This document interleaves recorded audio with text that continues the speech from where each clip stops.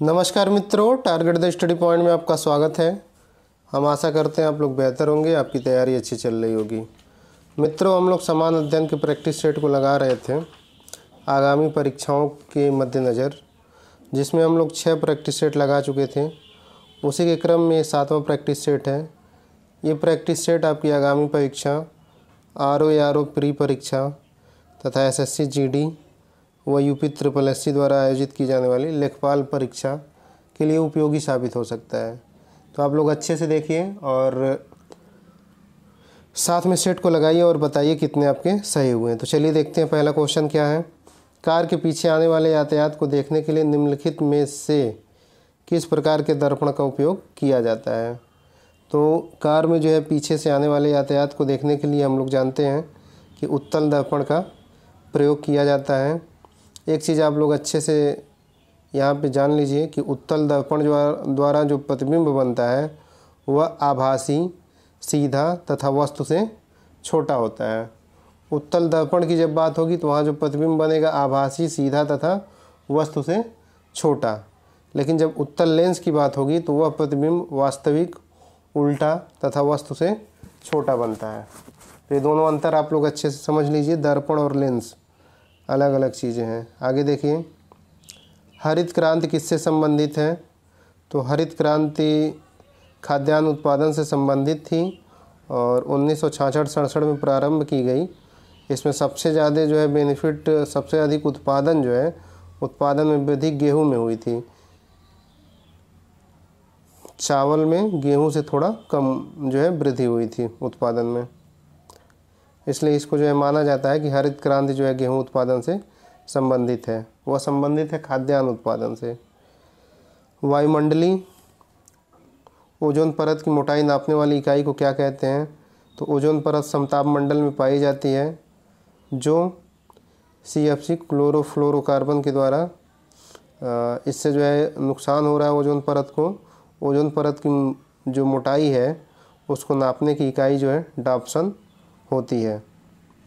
आगे देखिए, ओजोन का फार्मूला O3 होता है। निम्न में से कौन सी सदिश राशि है। तो सदिश राशि वे राशियाँ होती हैं जिनको व्यक्त करने के लिए परिमाण के साथ साथ दिशा की भी आवश्यकता होती है, जबकि अदिश जो राशियाँ होती हैं उसमें परिमाण की आवश्यकता होती है, दिशा की आवश्यकता नहीं होती है। तो इसमें देखिए, समय बताने के लिए हमें जो है यहाँ पे दिशा नहीं बताना पड़ेगा, बस परिमाण बताना पड़ता है। तो यहाँ जो है समय अदिश राशि हो गया, दूरी भी वही चीज़ है अदिश राशि हो गई, चाल भी वही है अदिश राशि हो गई। तो पूछा है सदिश, तो सदिश क्या हो जाएगा आपका विस्थापन। विस्थापन की डिफिनीशन क्या होती है कि एक निश्चित दिशा में तय की गई दूरी को विस्थापन कहते हैं। मतलब कि प्रारंभिक व अंतिम बिंदु के बीच की दूरी जो होता है वह विस्थापन होता है। या दिशा जो है निश्चित होती है एक निश्चित दिशा में, और दूरी क्या होती है, बस तय किए गए रास्ते की लंबाई दूरी होती है। यहाँ से 5 किमी गए, 5 किमी आए तो दूरी आपका 10 हो गया, लेकिन विस्थापन जो होगा वो 0 हो जाएगा। इसी तरह से चाल जो है आपका अदिश होता है, लेकिन जब वेग की बात होगी तो वेग जो है सदिश होता है। अनुवंशिकी का जनक किसे कहा जाता है। तो अनुवंशिकी का जनक ग्रेगर जॉन मेंडल को कहा जाता है। इन्होंने मटर के पौधे पर अपना प्रयोग किया था। और ग्रेगर जॉन मेंडल कहाँ के निवासी हैं, ऑस्ट्रेलिया के निवासी हैं। अगला क्वेश्चन देखिए, केवलाघाना पक्षी अभ्यारण्य भारत के किस राज्य में स्थित है। तो जो केवलाघाना पक्षी अभ्यारण्य है इसे भरतपुर पक्षी अभ्यारण्य भी कहा जाता है। यह राजस्थान में स्थित है और यह यूनेस्को की विश्व धरोहर स्थल की सूची में भी शामिल है। यहाँ पे साइबेरियन सारस पाए जाते हैं। अगला देखिए, भारत के किस राज्य में सर्वाधिक राज्यसभा की सीटें हैं। तो सर्वाधिक राज्यसभा की सीटें आपके UP में है, कितना है 31 है। राजस्थान में कितना है 10 है। महाराष्ट्र में कितना है 19 है। मध्य प्रदेश में कितना है 11 है। तो इसको जो है आप लोग अच्छे से देख लीजिएगा, कभी कभी पूछता है ऐसे एक ताप करके याद कर लीजिए कि तेलंगाना, असम, पंजाब में ताप 7 है और एक जो है झाके करना 6, 9, 12 करना 6, 9, 12। झारखंड में 6 है, झाके करना 6, 9, 12। झारखंड में 6 है, केरल में 9 है, कर्नाटक में 12 है। तो ताप 7 हो गया, झाके करना 6, 9, 12 हो गया। मरा जो है, मरा से आप याद कर सकते हैं कि राजस्थान और मध्य प्रदेश 10-11, मरा 10-11। तो ऐसे ही अपने हिसाब से अपना ट्रिक बना के सबको एक लाइन में याद कर लीजिए, तो वो आपको नहीं भूलेगा। बाकी ऐसे नंबर वाइज याद करेंगे तो भूल जाएगा कुछ समय बाद। इसका फार्मूला है, चैनल पे डाला हुआ है स्टार्टिंग में शॉर्टकट ट्रिक में, उसको देख लीजिएगा। भारत ने अपना पहला परमाणु परीक्षण कब किया था? तो भारत ने अपना पहला परमाणु परीक्षण इस्माइल बुद्धा के नाम से 1974 ईस्वी में 18 मई 1974 को राजस्थान के पोखरण में किया था। और दूसरा परमाणु परीक्षण जो है 1998 ईस्वी को 11 मई 1998 को शक्ति कोड के नाम से किया था। 11 मई को इसलिए प्रौद्योगिकी दिवस भी मनाया जाता है, राष्ट्रीय प्रौद्योगिकी दिवस। तो पहला परमाणु परीक्षण इस्माइल बुद्धा के नाम से 1974 में 18 मई 1974, और दूसरा परमाणु परीक्षण 11 मई 1974 शक्ति 98 के नाम से। इसीलिए 11 मई को जो है राष्ट्रीय प्रौद्योगिकी दिवस मनाया जाता है। भारत में अब तक कुल कितनी पंचवर्षीय योजनाएं चलाई जा चुकी हैं? तो भारत में कुल 12 पंचवर्षीय योजना चलाई गई थी। अब योजना आयोग को ख़त्म कर दिया गया है, तो पंचवर्षीय योजनाएं अब नहीं आएंगी। अब आगे के लिए नीति आयोग द्वारा अल्पकालिक व दीर्घकालिक योजनाएं लाई जाएंगी। आगे देखिए, योजना आयोग को समाप्त करते हुए कब नीति आयोग की स्थापना की गई? तो नीति आयोग की स्थापना 1 जनवरी 2015 को की गई।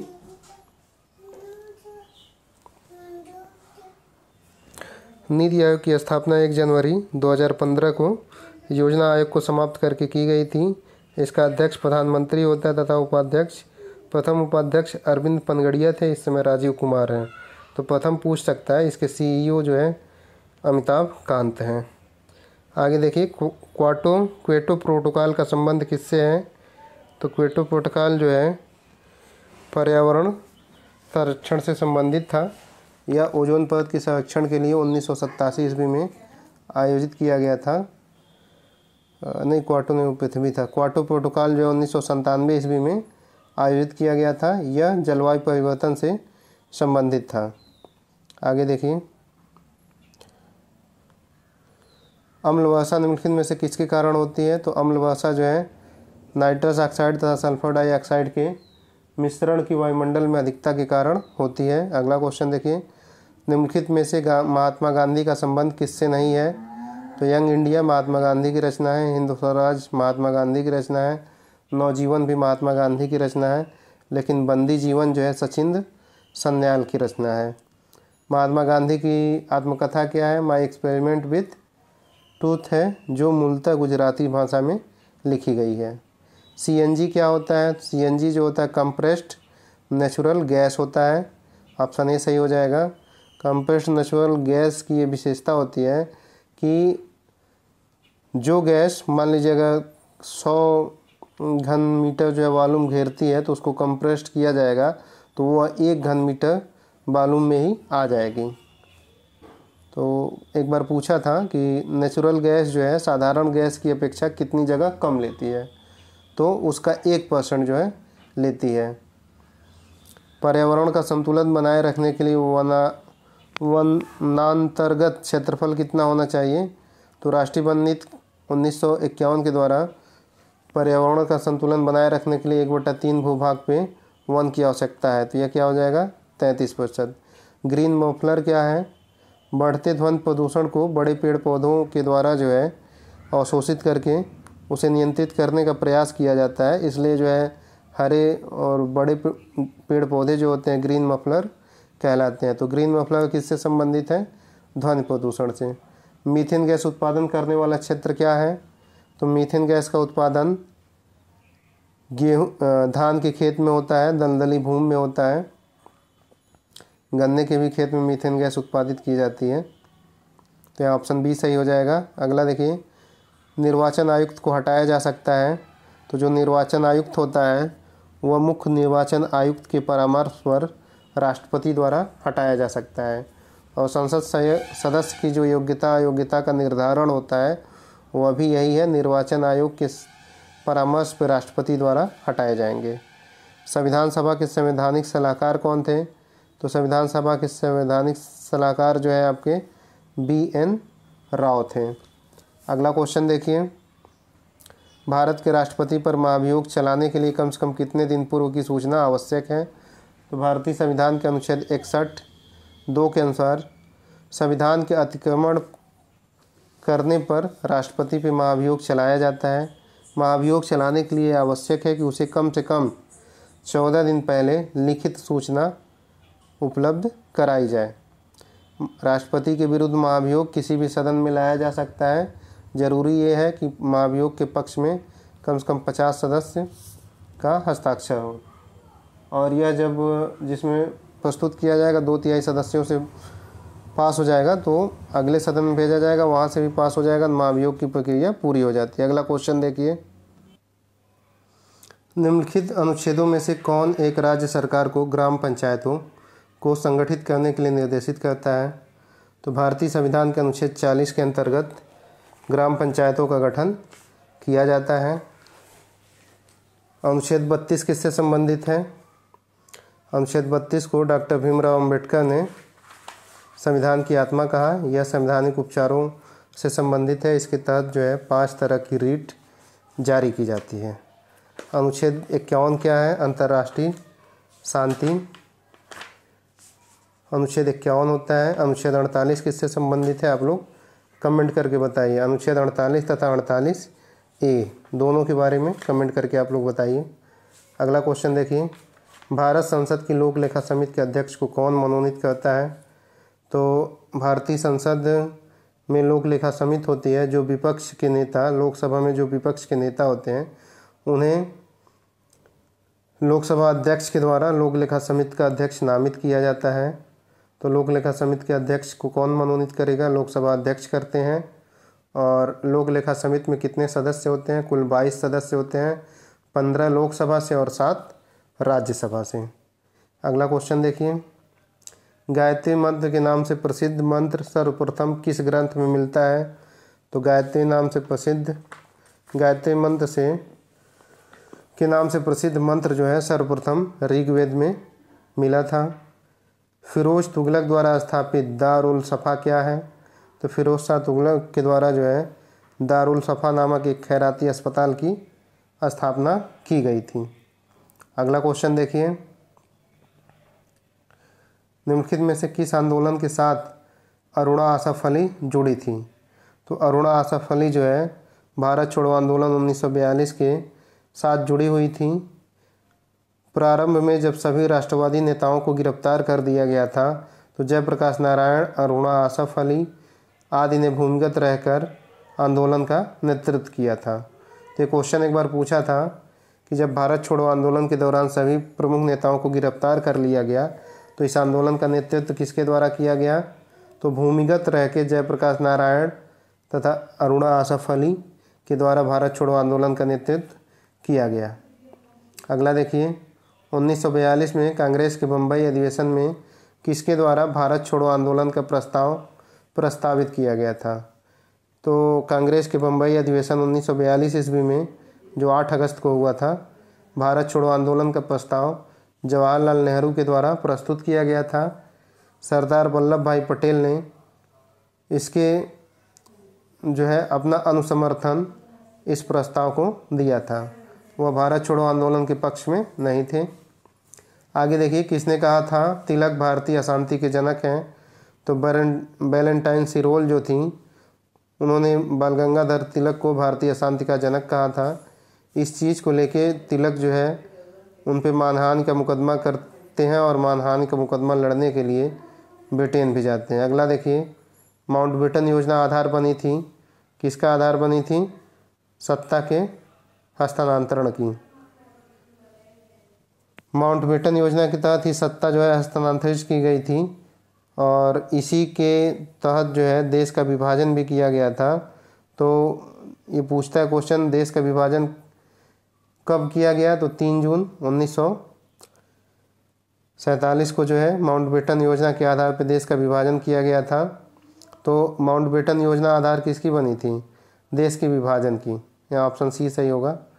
भारत के निम्नलिखित राज्यों में से कौन अधिकतम सिल्क सूत उत्पादित करता है? तो सर्वाधिक सिल्क का उत्पादन जो है कर्नाटक राज्य के द्वारा किया जाता है। निम्नलिखित राज्यों में से किसमें 2011 में जनसंख्या में ऋणात्मक वृद्धि अंकित की गई थी?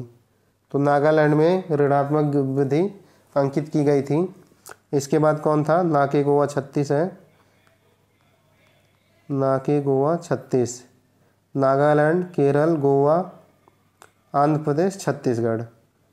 तो ये जो है जनसंख्या के बढ़ते हुए क्रम में है कि कहाँ पे जो है वृद्धि दर न्यूनतम से अधिकतम रही। तो सबसे कम नागालैंड में थी जो ऋणात्मक थी, -0.6 थी, फिर केरल में थी, फिर गोवा में थी, फिर आंध्र प्रदेश में थी, फिर 36 में थी। तो जनसंख्या के संबंध में ऋणात्मक जनसंख्या का जो है न्यूनतम जनसंख्या वृद्धि दर ना के गोवा 36 में थी, नागालैंड, केरल, गोवा, आंध्र प्रदेश, छत्तीसगढ़। अगला क्वेश्चन देखिए, आमलैंड शब्द का क्या अर्थ होता है? तो आमलैंड का अर्थ होता है आसपास या नगर का प्रतिवेशी क्षेत्र। अगला क्वेश्चन, बीबी गिरी राष्ट्रीय श्रम संस्थान कहाँ स्थित है? तो बीबी गिरी राष्ट्रीय श्रम संस्थान नोएडा में स्थित है। इसको जो है पहले राष्ट्रीय श्रम संस्थान के नाम से जाना जाता था। 1995 में इसका नाम बीबी गिरी राष्ट्रीय श्रम संस्थान कर दिया गया। इसकी स्थापना 1962 ईस्वी में की गई थी। अगला देखिए, भारत में प्रधानमंत्री जन धन योजना लागू की गई थी। तो प्रधानमंत्री जन धन योजना वित्तीय समावेशन से संबंधित महत्वपूर्ण योजना है।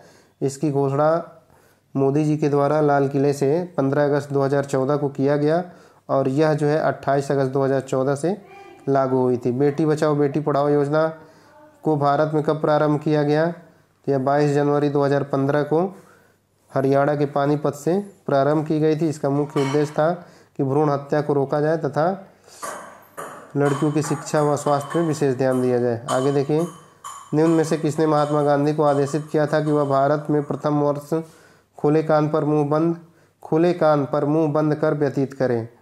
तो महात्मा गांधी जी के राजनीतिक गुरु जो है गोपाल कृष्ण गोखले थे। उन्होंने गांधी जी को कहा कि आप एक वर्ष कान खोलकर लेकिन मुंह बंद कर यहाँ पे व्यतीत करिए। अगला क्वेश्चन देखिए, निम्नलिखित में से कौन एक जवाहरलाल नेहरू का जीवनीकार है? तो जवाहरलाल नेहरू का जीवनीकार कौन था? फ्रैंक मोरिस था।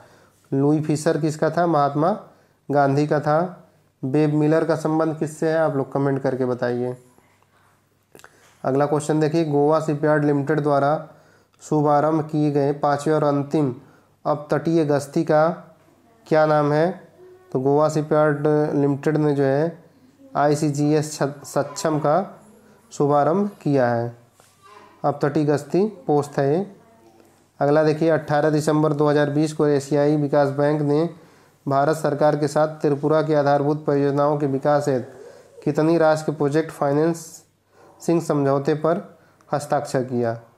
तो ADB जो है एशियाई विकास बैंक तथा त्रिपुरा सरकार के द्वारा के मध्य $42 लाख के समझौते का हस्ताक्षर हुआ। 14 से 18 दिसंबर 2020 के मध्य वीडियो कॉन्फ्रेंस के माध्यम से 5वां वैश्विक प्रौद्योगिकी शिखर सम्मेलन 2020 कार्नेगी इंडिया और किस मंत्रालय के सह मेजबानी में संपन्न हुआ? तो कार्नेगी इंडिया तथा विदेश मंत्रालय के द्वारा 5वां वैश्विक प्रौद्योगिकी शिखर सम्मेलन का आयोजन किया गया था। दिसंबर 2020 में NHPC द्वारा जारी एक सूचना के अनुसार सुबनसिरी जल विद्युत परियोजना की विद्युत उत्पादन क्षमता कितनी है, जिसके मार्च 2020 तक प्रारंभ होने का अनुमान व्यक्त किया गया था? यह मार्च 2022 तक प्रारंभ होगी सुबनगिरी जल विद्युत परियोजना। इसके तहत जो है 2000 मेगावाट बिजली का उत्पादन किया जाएगा। सुबनसिरी जल विद्युत परियोजना किस नदी पे व कहाँ है? आप लोग कमेंट करके बताइए। निम्नलिखित में से कौन से भारतीय अरबपति उद्यमी हैं जिन्होंने ब्रिटिश सरकार के साथ मिलकर हाल ही में एक वैश्विक संचार नेटवर्क कंपनी OneWeb का अधिग्रहण किया?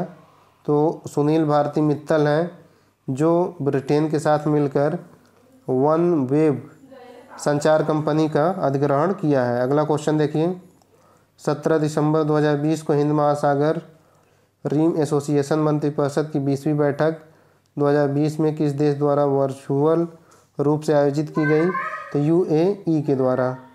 अगला क्वेश्चन, ASCB यूके द्वारा ISO 9001-2015 गुणवत्ता प्रबंधन मानक प्रमाणन प्राप्त करने वाला देश का पहला चिड़ियाघर कौन सा है? तो ये नेहरू जूलॉजिकल पार्क है, जिसे ISO 9001-2015 गुणवत्ता प्रबंधन मानक प्रमाण पत्र मिला है। यह कहाँ स्थित है? तेलंगाना में स्थित है। नेहरू जूलॉजिकल पार्क कहाँ स्थित है? तेलंगाना में है। यहाँ देखिए आँख, निकट दृष्टि दोष आँख को प्रभावित करता है, तो पायरिया किसको प्रभावित करेगा? दांत को। निम्नलिखित में से क्या सही है? देखिए क्या सही है। सभी खिलाड़ी लंबे नहीं हैं, तो ये लंबे हो गए, खिलाड़ी हो गए, तो सभी लोग लंबे नहीं हैं। सभी बास्केट बॉल खिलाड़ी लंबे हैं, तो जो बास्केटबॉल खिलाड़ी होगा वो सब लंबे होंगे। सभी लंबे लोग खिलाड़ी हैं, कुछ खिलाड़ी लंबे हैं। तो यहाँ क्या कह रहा है? सभी खिलाड़ी लंबे नहीं हैं। यहाँ कह रहे हैं सभी लंबे लोग खिलाड़ी हैं, तो ये विरोधाभास हो जा रहा है तीनों में, दोनों में। ये ऑप्शन 3 जो है सही नहीं है। पूछा निम्न में से क्या सही है? तो कुछ खिलाड़ी लंबे हैं। हाँ, जब सभी खिलाड़ी लंबे नहीं हैं तो कुछ लंबे हैं, तो यहाँ चौथा जो है आपका सही हो जाएगा, 45 का ही हो जाएगा। हमें लगा कौन सा पूछ रहा, सही नहीं है। अगला देखिए, दिए गए विकल्पों में से विषम संख्या या युग्म को चुनिए। तो क्या क्या है? पारा है, चांदी है, सोना है, तांबा है। तो इसमें अलग क्या है? पारा जो है अलग है, यह द्रव अवस्था में पाया जाता है। बाकी सोना, चांदी, तांबा जो है ठोस अवस्था में पाए जाते हैं। यदि बीते कल के पहले का दिन रविवार था, तो ये रविवार हो गया। बीते कल के पहले का दिन रविवार था, तो आने वाले कल से, आने वाला कल हो गया मंगलवार। अगले दिन से, आने वाले कल से आने वाला कल हो गया, फिर इसका अगला दिन हो गया, से तीसरा दिन, पहला, दूसरा, तीसरा। कौन सा दिन होगा?